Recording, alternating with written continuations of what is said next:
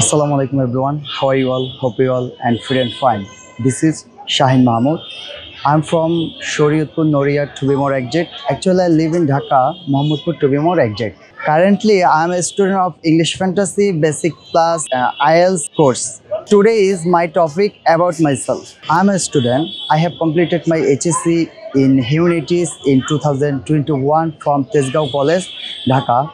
I'm preparing for my spoken English IELTS since April. There are seven members in my family. We are four brothers. My father's name is Abul Hashem and my mother's name is Taslima Begum. I'm interested in gardening and reading. My future plan is a motivational speaker and famous businessman.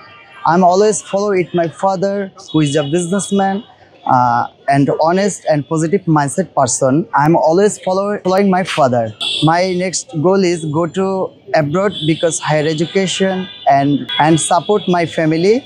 This is it. Thank you all so much.